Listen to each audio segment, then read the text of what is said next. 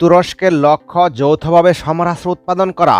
এক্ষেত্রে বাংলাদেশের চাহিদা রয়েছে এমন সমরাস্ত্র প্রকল্পে বিনিয়োগ করবে। Hello guys, welcome back to another video. Viewer बहुत ही ज्यादा इंपॉर्टेंट वीडियो होने वाली है। बांग्लादेश अब खुद का बहुत ही ज्यादा पावरफुल किस्म की ड्रोन बना रहा है। बांग्लादेश के ड्रोन के बारे में वीडियो होने वाली है। तो अभी तक आप लोगों ने हमारे चैनल को सब्सक्राइब नहीं किया हुआ, जल्दी से हमारे चैनल को सब्सक्राइब कर लीजिएगा। तो without wasting the time video को स्टार्ट करते हैं। তুরস্কের লক্ষ্য যৌথভাবে সমরাস্ত্র উৎপাদন করা। এক্ষেত্রে বাংলাদেশের চাহিদা রয়েছে এমন সমরাস্ত্র প্রকল্পে বিনিয়োগ করবে। পরবর্তীতে তুরস্ক এবং বাংলাদেশ মিলে বাংলাদেশের মাটিতে যৌথভাবে সমরাস্ত্র উৎপাদন করবে। দেখুন, ডক্টর মোহাম্মদ ইউনুস তুরস্কের বাণিজ্য মন্ত্রী প্রফেসর ডক্টর উমের বালাতের সঙ্গে একটি বিষয় নিয়ে আবদার জানান, আর তা হল বাংলাদেশে প্রতিরক্ষা শিল্প গড়ে তোলার আহ্বান। ডক্টর মুহাম্মদ ইউনুস নিজেই যেহেতু তুরস্কের কাছে আবদারটি করেছেন, সুতরাং এখানে আর লুকোচুরির কিছু নেই। এ বিষয়টি পরিষ্কার এবং অফিসিয়ালি এই বিষয়টি ক্লিয়ার, কারণ সামরিক খাতে বাংলাদেশকেও সহায়তা করতে চায় তুরস্ক।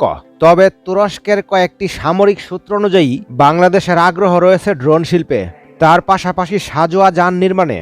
এ বিষয়ে উভয় দেশ সম্মত হয়েছে এবং একসঙ্গে কাজ করতে আগ্রহী। বর্তমানে বাংলাদেশ সেনাবাহিনী, নৌবাহিনী এবং বিমান বাহিনী তাদের যুদ্ধের ধরন বিবেচনা করে এই সিদ্ধান্ত নিচ্ছে।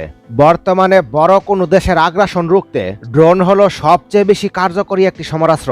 বাংলাদেশ ইতিমধ্যে তুরস্ক থেকে TB2 অ্যাটাক ড্রোন ক্রয় করেছে। তুরস্ক বাংলাদেশকে ড্রোন প্রযুক্তি হস্তান্তর করবে এ আশ্বাস পাওয়ার পরই মূলত বাংলাদেশ সেনাবাহিনী তুরস্ক থেকে TB2 অ্যাটাক ড্রোন ক্রয় করেছিল। তবে ভারতের মতো আগ্রাসী দেশের মোকাবিলায় হাজার হাজার ড্রোনের প্রয়োজন হবে। বাংলাদেশ সেনাবাহিনীও চাচ্ছে হাজার হাজার ড্রোন অপারেট করতে, এজন্য সাশ্রয়ী এবং ছোট ড্রোন প্রাধান্য পাবে। বাংলাদেশের কারখানায় উৎপাদন করলে এই সকল হাজার হাজার ড্রোনের চাহিদা তৈরি হবে, কারণ বাংলাদেশ সেনাবাহিনী, নৌবাহিনী এবং বিমান বাহিনী ব্যবহার করবে। তার পাশাপাশি বাংলাদেশ বর্ডার গার্ড, পুলিশ এবং র্যাপিড অ্যাকশন ব্যাটালিয়ন বা র্যাব প্রত্যেকটি সামরিক বাহিনী এই ড্রোন অপারেট করবে। সুতরাং বাংলাদেশের যত রকম ড্রোনের চাহিদা রয়েছে শতভাগ তা পূরণ হবে। দেশের আয়তন অনুযায়ী আন্তর্জাতিক পর্যায়ে বাংলাদেশ সেনাবাহিনীর সংখ্যা যথেষ্ট বড়, ফলে কয়েক হাজার নতুন সাজোয়া যান প্রয়োজন হবে। তাছাড়াও প্রতি বছরই বাংলাদেশ সামরিক বাহিনী নতুন নতুন সাজোয়া যান ক্রয় করে। বর্তমানে চীনের পরই তুরস্ক বাংলাদেশের সবচেয়ে বেশি সমরাস্ত্র সাপ্লাইকারী দেশ। তুরস্ক একমাত্র তার ঘনিষ্ঠ দেশগুলোকে সমরাস্ত্র তৈরির জন্য প্রস্তাব করে। বাংলাদেশকে অতি ঘনিষ্ঠ দেশের তালিকায় তারা রেখেছে, যার ফলে বাংলাদেশকে প্রস্তাব করছে। দেখুন, তুরস্ক বছরে প্রায় $8 বিলিয়ন মূল্যের সামরিক সরঞ্জাম রপ্তানি করে, আর এজন্যই মূলত সামরিক সরঞ্জামে বিনিয়োগের আগ্রহ দেখিয়েছে। অর্থাৎ তুরস্ক চাচ্ছে তাদের সমরাস্ত্র বাজার আরও বিরাট পরিসরে বৃদ্ধি করতে। বাংলাদেশকে এ বিষয়ে তারা নিশ্চয়তা দিয়েছে এবং বাংলাদেশকে তারা বিশ্বাস করে। তুরস্ক কিন্তু পাকিস্তানকে যুদ্ধবিমান তৈরির প্রযুক্তি দিয়েছে। হয়তো পাকিস্তান বাংলাদেশকে সাপোর্ট করেছে, যার ফলে তুরস্কও চাচ্ছে পাকিস্তানের মতো বাংলাদেশেও তাদের সমরাস্ত্র প্রযুক্তি হস্তান্তর করতে। তুরস্ক এবং পাকিস্তানের মধ্যে কিন্তু একটি শক্তিশালী সামরিক জোট। অপরদিকে বাংলাদেশ ও পাকিস্তানের অতি ঘনিষ্ঠ মিত্র দেশ, যার ফলে তুরস্ক পাকিস্তানের সঙ্গে বাংলাদেশও সমরাস্ত্র শিল্প জোট তৈরি করতে যাচ্ছে।